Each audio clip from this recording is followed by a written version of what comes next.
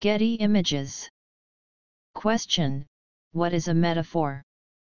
Some people think of metaphors as nothing more than the sweet stuff of songs and poems. Love is a jewel, or a rose, or a butterfly.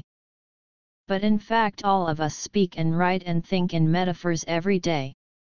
They can't be avoided. Metaphors are built right into our language. Here we'll take a look at some of the different kinds of metaphors, with examples drawn from advertisements, poems, essays, songs, and TV programs. Answer: a metaphor, as defined in our glossary, is a figure of speech in which an implied comparison is made between two unlike things that actually have something important in common. The word metaphor itself is a metaphor, coming from a Greek word meaning to transfer or carry across. Metaphors carry meaning from one word, image, or idea to another. When Dr. Gregory House, in the TV series House, MD, says, "I'm a night owl, Wilson's an early bird. We're different species," he's speaking metaphorically. When Dr. Cuddy replies, "Then move him into his own cage," she's extending House's bird metaphor, which he caps off with the remark, "Who'll clean the droppings from mine?"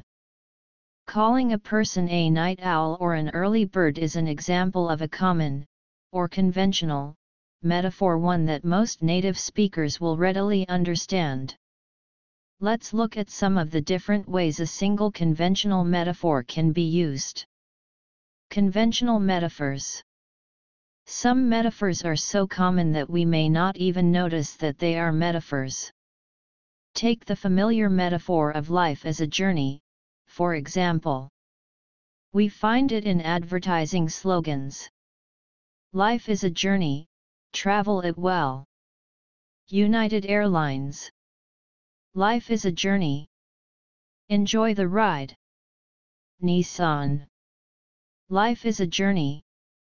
Enjoy the ride with a GM reward card. General Motors. Life's a journey, travel light. Hugo Boss perfume. The same metaphor appears in the lyrics to the Aerosmith song Amazing. Life's a journey, not a destination. And I just can't tell just what tomorrow brings. From the album A Little South of Sanity. And though worded differently, the journey metaphor appears again in the chorus to He Ain't Heavy, He's My Brother, a pop song composed by Bobby Scott and Bob Russell. It's a long, long road, from which there is no return. While we're on the way to there, why not share? Poets also make use of the journey metaphor, as in this well-known work by Robert Frost, The Road Not Taken. Two roads diverged in a yellow wood. And sorry I could not travel both. And be one traveler, long I stood. And looked down one as far as I could. To where it bent in the undergrowth. Then took the other, as just as fair. And having perhaps the better claim. Because it was grassy and wanted wear. Though as for that the passing there had worn them really about the same. And both that morning equally lay in leaves no step had trodden black. Oh, I kept the first for another day. Yet knowing how way leads on to way, I doubted if I should ever come back. I shall be telling this with a sigh. Somewhere ages and ages hence, two roads diverged in a wood, and I took the one less traveled by. And that has made all the difference.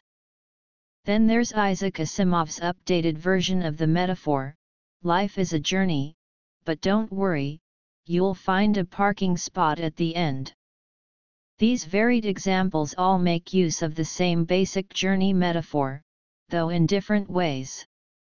In More Than Cool Reason, A Field Guide to Poetic Metaphor, 1989, George Lakoff and Mark Turner describe how accustomed we have become to this metaphor. When we think of life as purposeful, we think of it as having destinations and paths toward those destinations, which makes life a journey. We can speak of children as getting off to a good start in life and of the aged as being at the end of the trail. We describe people as making their way in life. People worry about whether they are getting anywhere with their lives, and about giving their lives some direction. People who know where they're going in life are generally admired. In discussing options, one may say, "I don't know which path to take." When Robert Frost says, "Two roads diverged in a wood, and I took the one less traveled by. And that has made all the difference. The road not taken."